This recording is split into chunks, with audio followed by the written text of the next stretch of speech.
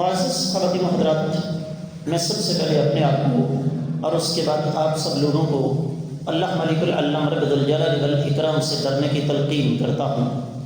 اور جو انسان اللہ تعالیٰ سے ڈر جاتا ہے، رب کائنات اس کے ساتھ راضی ہو جاتے ہیں، اور جس انسان کے ساتھ اللہ تعالیٰ راضی ہو جائیں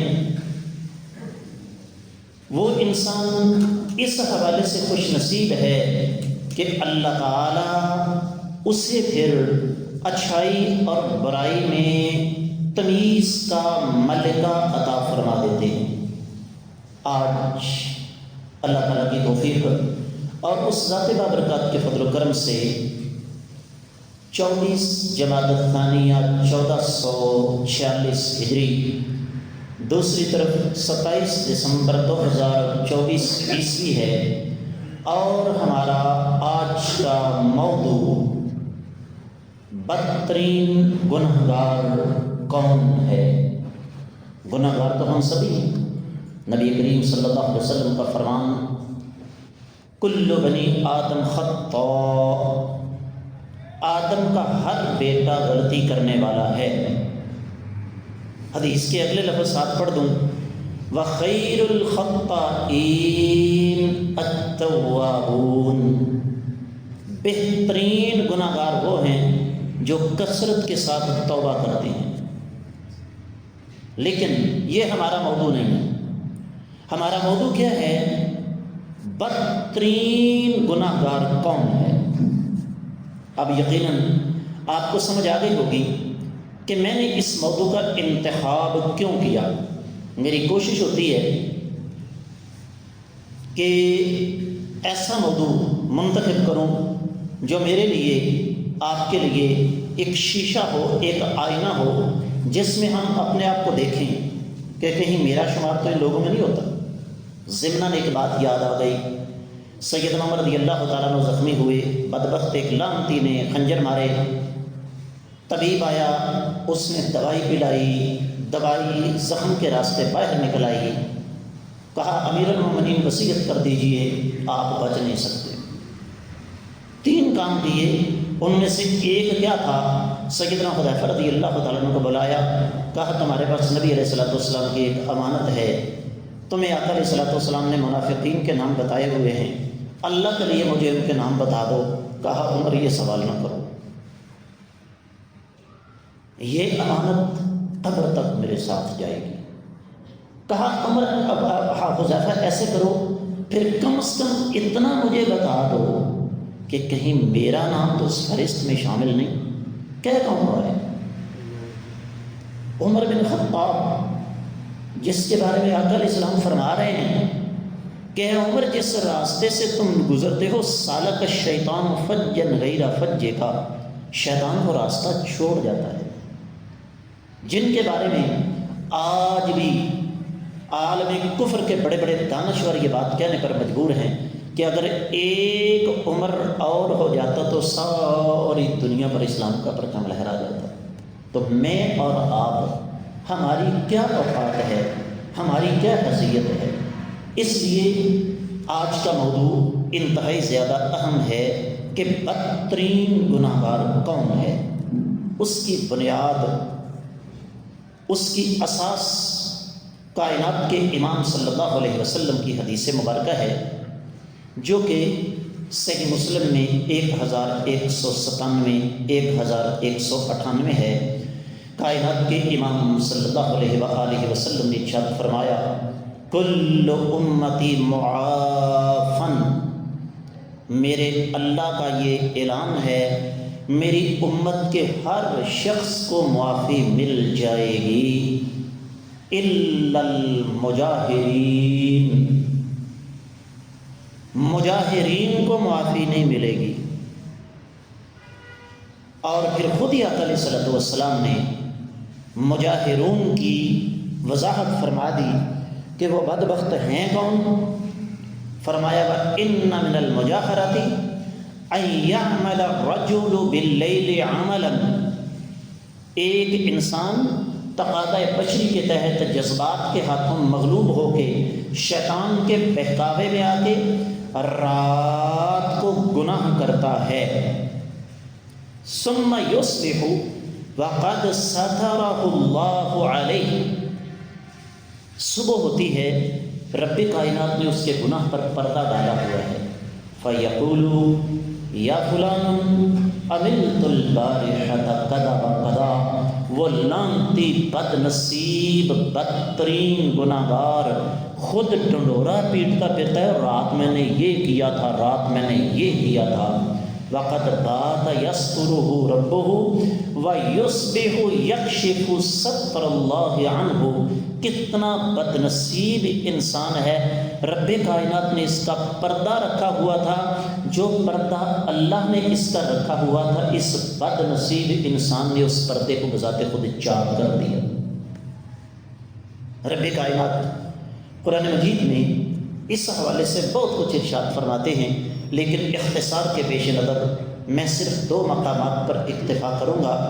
سب سے پہلے سورۃ العنکبوت 40ویں آیت مبارکہ، رب کائنات فرماتے ہیں فَكُلًّا أَخَذْنَا بِذَنبِهِ فَمِنْهُمْ مَنْ أَرْسَلْنَا عَلَيْهِمْ حَاصِبًا وَمِنْهُمْ مَنْ أَخَذَتْهُ الصَّيْحَةُ وَمِنْهُمْ مَنْ خَسَفْنَا بِهِ الْأَرْضَ وَمِنْهُمْ مَنْ أَغْرَقْنَا وَمَا كَانَ اللَّهُ لِيَظْلِمَهُمْ وَلَكِنْ كَانُوا أَنفُسَهُمْ يَظْلِمُونَ، ہم نے سب گناہگاروں کو گرفت میں لیا۔ کیسے؟ کچھ پر ہم نے تیز آندھی بھیج دی، کچھ کو ایک خوفناک چیخ نے اپنی گرفت میں لے کر مار دیا، اور کچھ کو ہم نے زمین کے اندر دنسا دیا، کچھ کو ہم نے پانی کے اندر غرق کر دیا۔ اللہ تعالیٰ کسی پر ظلم نہیں کرتے، یہ بد نصیب انسان اپنے اوپر بذات خود ظلم کرتا ہے۔ دوسرا مقام سورۃ النساء 6واں پارہ، سورۃ النساء کے 6 پارے کی پہلی آیت مبارکہ، لا يحب اللہ الجہر بالسوء من القول الا من ظلم وَكَانَ اللَّهُ سَمِيعًا عَلِيمًا۔ رب کائنات اس بات کو پسند نہیں کرتے کہ کسی برائی کی تشہیر کی جائے، البتہ اگر کسی شخص پر ظلم ہوا ہے تو وہ ذمہ داران کو جا کر یہ بتا سکتا ہے کہ میرے ساتھ یہ زیادتی ہوئی ہے۔ تو بظاہر بات یہاں پر ختم ہو جاتی ہے کہ بدترین گناہگار کون ہے؟ جو اپنے گناہ کی تشہیر کرتا ہے، جو اعلانیہ گناہ کرتا ہے۔ گناہ کے اوپر نہ صرف یہ کہ اس کو شرمندگی نہیں ہوتی، بلکہ الٹا یہ لعنتی بد نصیب انسان اس گناہ پر فخر کرتا ہے۔ اب میں اور آپ ذرا اس بات کا جائزہ لیں کہ کیا ہم لوگ ایسے بد نصیبوں کے اندر شامل نہیں؟ میں ایک بات کہا کرتا ہوں کہ جب کسی معاشرے سے نیکی اور گناہ کا فرق مٹ جائے نا تو اللہ تعالیٰ اس معاشرے کو تباہ و برباد کر دیتے ہیں۔ ہماری صورتحال یہ ہے کہ ہم اس سے بھی 4 قدم آگے چلے گئے۔ ہم نے نہ صرف یہ کہ نیکی اور گناہ کا فرق ختم کر دیا، بلکہ ہم نے گناہ پر فخر کرنا شروع کر دیا۔ اس سے آگے جا کے ہم نے گناہ کو الٹا نیکی سمجھ لیا۔ بہت ساری مثالیں دے سکتا ہوں، لیکن ایک مثال دے کر بات کو آگے بڑھاتا ہوں۔ آپ کبھی بس میں سفر کر رہے ہوں اور بس میں موسیقی چل رہی ہو، گانے چل رہے ہوں، تو آپ ڈرائیور سے کہیں کہ یہ بند کر دو، پتہ ہے وہ کیا کہے گا آپ کو؟ کہتے جی قوالی لگا دوں۔ کیوں؟ اس لیے کہ ہمیں ایک سبق پڑھایا گیا کہ گانا سننا حرام ہے اور قوالی سننا کار ثواب ہے۔ اور دکھ کی بات یہ ہے کہ اس کی حمایت میں باقاعدہ طور پر ممبر و محراب سے یہ آوازیں بلند ہوتی ہیں. آپ کے فیس بک پر یقیناً وہ ویڈیو چل رہی ہے، آپ نے سنی ہوگی کہ مولوی اتنا قرآن سنا کے تو پبلک کو متاثر نہیں کر سکتا جتنا ہمارے بزرگ ڈھول بجا کے متاثر کر سکتے. اب جس قوم کی حالت یہ ہو کہ وہ قوالی جو کہ اللہ اور اس کے رسول صلی اللہ علیہ وسلم کی بدترین توہین ہے، اس سے نہ صرف یہ کہ گناہ نہ سمجھے بلکہ الٹا کیا سمجھے بھائیو، ثواب سمجھے، اس قوم پر اللہ کا قہر، اللہ کا عذاب نازل ہوگا یا نہیں ہوگا؟ اور اگلی بات توجہ کے ساتھ سنیے گا، ممبر رسول پر کھڑا ہوں، اللہ کی قسم اٹھا کے کہتا ہوں، ہمارا مسئلہ معیشت نہیں ہے، ہمارا مسئلہ غربت نہیں ہے، ہمارا مسئلہ لاقانونیت نہیں ہے، ہمارا مسئلہ کرپشن، 2 نمبری، بددیانتی، خیانت نہیں ہے. ہماری پنجابی زبان میں ایک مثال دی جاتی ہے، برے نو نہ مارو، برے دی مانو مارو. شریعت کا مزاج یہ ہے کہ برائی کو جڑ سے پکڑا جائے. اور آپ جانتے ہیں برائی کی جڑ کیا ہے؟ برائی کی جڑ یہ ہے کہ ہم نے جو ہمارے پاس کائنات کی سب سے انمول نعمت تھی، اللہ تعالیٰ کا سچا دین، دین اسلام، ہم نے اس اللہ کے سچے دین کو چھوڑ دیا. اب آئیے ذرا اس طرف کہ ہم کس انداز سے اعلانیہ گناہ کر رہے ہیں، اور صرف گناہ نہیں کر رہے بلکہ ان گناہوں پر فخر کر کے اپنے اللہ کے قہر و غضب کو آواز دے رہے ہیں. سب سے پہلے وطن عزیز پاکستان میں اعلانیہ شرک ہوتا ہے، اور اس شرک کی تشہیر باقاعدہ منبر سے، محراب سے، مساجد سے، سپیکروں کے ذریعے ہوتی ہے. اور جس نے کہا کہ یہ گناہ ہے، خبردار، یہ گستاخ ہے. آگے چلیے، اعلانیہ طور پر کائنات کے امام صلی اللہ علیہ وآلہ وسلم کی توہین، آپ علیہ الصلوۃ والسلام کی سنتوں کا مذاق. مثال کے طور پر صحیح بخاری کی حدیث ہے، نبی علیہ الصلوۃ والسلام نے فرمایا، ما اسفل الکعبین من الازار ففی النار، مرد کا جو بھی لباس ٹخنوں سے نیچے ہے وہ جہنم میں ہے. آپ کو بعض لوگ یہ کہیں گے کہ جی اس میں تکبر کی شرط ہے. ہمارے پاس کیا ثبوت ہے جس آدمی نے شلوار ٹخنوں سے نیچے رکھی ہے؟ تکبر کی وجہ سے رکھی ہے کہ ویسے بطور فیشن رکھی ہوئی ہے. ہم نے چکر الٹا چلا دیا. اس وقت صورتحال یہ ہے، عورتوں کے ٹخنے ننگے ہیں، مردوں کی شلواریں سڑکیں صاف کر رہی ہوتی ہیں. اور اگر کسی کو دیکھ لیا کہ اس کا ٹخنا ننگا ہے تو ہم اس کا مذاق اڑائیں گے، تمہارے محلے میں بارش ہوئی ہے، کیچڑ ہوا ہے، یا شلوار چھوٹی اس لیے رکھی ہے کہ تمہارے پاس کپڑوں کے لیے پیسے نہیں تھے کہ چھوٹے بھائی کی شلوار پہن کے آ گئے. پھر یہ صرف میں نے ایک مثال آپ کو دی.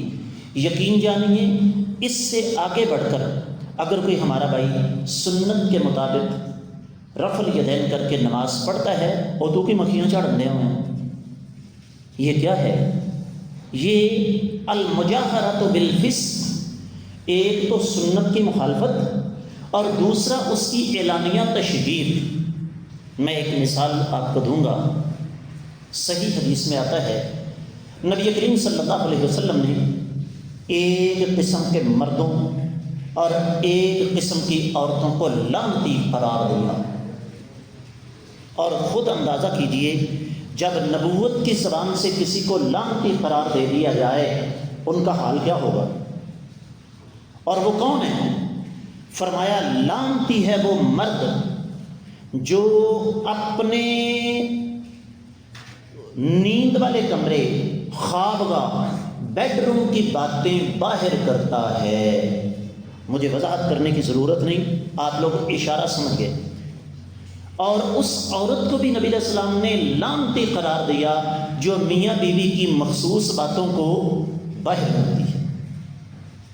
حالانکہ یہ بات بھی صحیح حدیث سے ثابت ہے، نبی کریم صلی اللہ علیہ وسلم نے اس وظیفہ زوجیت کو باعث اجر و ثواب قرار دیا. میں آپ سب اس دنیا میں کیسے آئے سب کو پتہ ہے، وضاحت کی ضرورت تو نہیں، لیکن جس کام کو کائنات کے امام صلی اللہ علیہ وآلہ وسلم نے اجر و ثواب قرار دیا، جس کا مجھے اور آپ سب کو پتہ ہے، اگر اس کو سرعام آ کر بیان کر دیا جائے تو آقا علیہ الصلوۃ والسلام فرماتے ہیں یہ کام کرنے والا مرد لعنتی ہے، یہ راز باہر نکالنے والی عورت لعنتی ہے. اس بد نصیب انسان کے بارے میں کیا کہیں گے جو رات کے اندھیرے میں شراب پیتا ہے، زنا کرتا ہے، اور پھر مجلسوں کے اندر بیٹھ کر، دوستوں کے اندر بیٹھ کر، محفلوں کے اندر بیٹھ کر باقاعدہ طور پر بڑے فخر کے ساتھ اس کا اظہار کرتا ہے. تو آپ کو سمجھ آ گئی کہ اس وقت ہماری جو حالت ہے اس کا بنیادی سبب کیا ہے؟ المجاہرۃ بالفسق، سر عام گناہ کرنا. اسی طریقے سے آج سے، ابھی سے آپ نے میری اس درخواست پر ایک کام کرنا. کیا بلا؟ آپ جب نماز کے لیے آئیں نا، راستے میں 1 2 4 بندے آپ کو ملیں، آپ ان سے کہیں آؤ بھائی نماز پڑھنے کے لیے چلیں. اس کے بعد ان کا رد عمل دیکھیے گا. اگر سارے نہیں تو آدھے بندے آپ کو اس قسم کے جناب باتیں کرتے، اس قسم کی باتیں آپ کو سننے کو ملو. بڑیاں نمازاں دیکھیاں نے تھوڑیاں، نمازیاں پڑھ کے بھی دیکھ لیا، اپنی نمازیاں اپنے کول رکھ. یقین جانیے آج میرے تک بات پہنچی ایک خاتون کے حوالے سے. اس کو کسی خاتون نے کہا کہ بیٹی 5 وقت کی نماز پڑھا کرو، کہتی ہے میرے کو نہیں ٹکراں بج دیں. یہ کیا ہے؟ المجاہرۃ بالفسق. ایسے لوگ جن کی قیامت کے روز معافی نہیں ہے، وہ سرعام اس کی تشہیر کریں. پھر آپ یہ دیکھیں، ایڈورٹائزمنٹ کا دور ہے، تشہیر کا دور ہے. آپ یوٹیوب پر بیٹھ جائیں، آپ واٹس ایپ کھول لیں، آپ ٹی وی چینلز دیکھ لیں، آپ کو برائی کی تشہیر سرعام ملے گی. اور اس کی بات تو چھوڑ دیں، آپ اپنے گھروں میں چلے جائیں. ایک بڑی اہم بات آپ کے ساتھ کرنے لگا ہوں. مستری صاحب، آپ نے کبھی غور کیا، ایک دور تھا ڈاکٹر صاحب، شادیوں پر بندے گھوڑیاں بن کے ناچا کرتے تھے. غلط ہے نا یہ کام؟ شادیوں پر سونی صاحب ہجڑے آتے تھے، خسرے آتے تھے ناچنے کے لیے. ہے نا یہ مسئلہ؟ اپنی ایمانداری سے بتائیے یہ سلسلہ کتنے سالوں سے آپ نے نہیں دیکھا؟ بند ہو گیا نا؟ کیوں بلا؟ اس لیے کہ جو کام کنجر کیا کرتے تھے آ کے، اب وہ کام کون کر رہا ہے؟ گھر کے افراد. میں یہ نہیں کہتا کہ وہ جو کرتے تھے درست ہے، وہ بھی غلط تھا، لیکن جو کچھ ہم کر رہے ہیں یہ زیادہ غلط ہے. اور پھر ایک ہے یہاں پہ معاملہ ختم نہیں. آپ یوٹیوب کھول کر دیکھیے، سوشل میڈیا کا آدمی ہوں، باقاعدہ طور پر اپنی جناب ہمارے دعوے کے مطابق با عزت، با عفت، با حیا اور نیک بیٹیوں کی باقاعدہ مہندی کی، مائیوں کی، بارات کی، ولیمے کی موویاں بنتی ہیں ڈانس کی، اور وہ موویاں بڑے فخر کے ساتھ سوشل میڈیا پر ڈالی جاتی ہیں. بڑی دردناک بات کرنے لگا ہوں. کیا خیال ہے جی؟ امام بخاری، امام مسلم، ابن تیمیہ، امام ترمذی، امام نسائی، ابن القیم، صلاح الدین ایوبی، محمود غزنوی، احمد شاہ ابدالی، یہ جو بڑے بڑے نام ہیں، ملک صاحب زمین سے تلے ہوئے تھے. آسمان سے تو نہیں ٹپکے تھے، انسانوں میں سے تھے نا۔ آج ہمیں ایسا کوئی نام نظر کیوں نہیں آتا؟ کبھی آپ نے اس بات پہ غور کیا؟ اس کی وجہ جملہ نوٹ کیجئے گا، آج وہ کھیتیاں بنجر ہو چکی ہیں جن کھیتیوں میں ان لوگوں کی فصل اگا کرتی تھی۔ میں نے بذات خود میرے نوٹس میں یہ چیزیں موجود ہیں، 4 5 بچوں کی مائیں، یہاں تک کہ پوتوں نواسوں والی، پنجابی میں کہتے ہیں بھائی رسی والے کھان رہی ہے، پوتوں نواسوں والی اپنے پوتے پڑپوتی کی شادی پر باقاعدہ ڈانس کر رہی ہوتی ہیں، مووی بن رہی ہوتی ہے، اور وہ مووی باقاعدہ طور پر اس کی تشہیر ہو رہی ہوتی ہے۔ حدیث نہ بھولیے گا، میرے آقا علیہ الصلوۃ والسلام نے کیا فرمایا؟ کل امتی معافی، میری امت کے ہر گناہ گار کو اللہ تعالیٰ بخش دیں گے، الا المجاہرون، جو بدبخت لعنتی بد نصیب سریعان گناہ کرتے ہیں اور ان گناہوں پر فخر کرتے ہیں، ان کے لیے معافی والا کوئی کھاتا نہیں۔ یہ ہیں بدترین گناہ گار۔ اور پھر یہیں پہ بس نہیں ہے، کائنات کے امام صلی اللہ علیہ وسلم کی حدیث ہے صحیح بخاری اور صحیح مسلم میں، آپ نے فرمایا لَتَتَّبِعُنَّ سَنَنَ مَنْ كَانَ قَبْلَكُمْ، جو لوگ تم سے پہلے گزر گئے ہیں تم ضرور ان کے نقش قدم پر چلو گے، شبرن بشبرن وذراعن بذراع، جس طرح ایک بلش دوسری بلش کے برابر ہو جاتی ہے اور ایک ہاتھ دوسرے ہاتھ کے برابر ہو جاتا ہے، بالکل اسی طریقے تم ایسے ہی ہو جاؤ گے۔ فرمایا حتی لو دخلوا فی جحر دب لاتبعتموہم، یہاں تک کہ اگر وہ سانپ کی بل کے اندر گھسیں گے، گو کی بل کے اندر گھسیں گے، تم ان کے پیچھے گھس جاؤ گے۔ صحابہ کرام نے پوچھا اے اللہ کے رسول صلی اللہ علیہ وسلم، آپ جن سابقہ امتوں کی بات کر رہے ہیں، آپ جن سابقہ لوگوں کی بات کر رہے ہیں، اس سے مراد یہود و نصارہ ہیں؟ تو فرمایا اور کون ہیں؟ اقبال بہت پہلے کہہ گیا، ودا میں تم ہو نصارہ تو تمدن میں ہنود، یہ مسلمان ہیں جن کو دیکھ کے شرمائیں یہود۔ ایک مثال دے کر بات آگے بڑھاتا ہوں، مولوی کو برا کہہ لو، میں جانتا ہوں میری باتیں بہت تلخ ہیں، لیکن میں ایک سوال کرتا ہوں، کیا میری آپ کی بچوں کی شادیاں اس قابل ہیں کہ ان شادیوں میں کائنات کے امام صلی اللہ علیہ وسلم شرکت کر سکیں؟ کیا میرے گھر کا ماحول اس قسم کا ہے کہ اگر آج کائنات کے امام صلی اللہ علیہ وسلم زندہ ہوتے، 2 دن 4 دن 10 دن ہمارے مہمان ٹھہر جاتے؟ یہ ہے ہماری تباہی کا سب سے بڑا سبب۔ اور پھر اس سے آگے بڑھیے، آج قوم ناک تک سود کے اندر ڈوب چکی ہے اور اس کا باقاعدہ اعلان ہوتا ہے، یاسر صاحب غصہ نہ کرو میری گل کا، باقاعدہ بینکوں کے باہر لکھا ہوتا ہے اتنے مارک اپ پر قرضہ حاصل کیجیے۔ یہ قوم ذلیل و رسوا کیوں نہ ہو، یہ قوم توقع رکھ سکتی ہے کہ اللہ تعالیٰ کی رحمت اس پر آئے گی؟ یہ قوم توقع رکھ سکتی ہے کہ اس کے اندر سے بد امنی ختم ہو جائے؟ اللہ کی قسم اٹھا کے کہتا ہوں یہ کبھی ہو ہی نہیں سکتا۔ یاد رکھیے، گناہ کو گناہ سمجھنے والا اللہ تعالیٰ سے معافی مانگے، اللہ اسے معاف کر دیتے ہیں۔ ہماری بد نصیبی کی انتہا یہ ہے کہ ہم نے گناہ اور ثواب کا فرق مٹا دیا، نتیجتاً ہم نے گناہ کی سرعام تشہیر کرنا شروع کر دی، گناہ پر فخر کرنا شروع کر دیا۔ اللہ کی قسم اٹھا کے کہتا ہوں گناہ کی تشہیر کرنے والے، سرعام گناہ کرنے والے، گناہ پر فخر کرنے والے بدترین گناہ گار ہیں۔ ان کو اپنے انجام سے ڈرنا چاہیے۔ بہت کچھ کہنا تھا جو رہ گیا، لیکن وقت کی قلت رکاوٹ بن رہی ہے۔ سمجھدار ساتھی بیٹھے ہیں، اس موضوع پر غور و فکر کیجئے۔ اللہ کی بارگاہ میں دعا ہے رب کائنات ہمیں سمجھ کر عمل کرنے کی توفیق عطا فرمائے۔ اقول قولی ھذا وآخر دعوانا ان الحمد للہ رب العالمین۔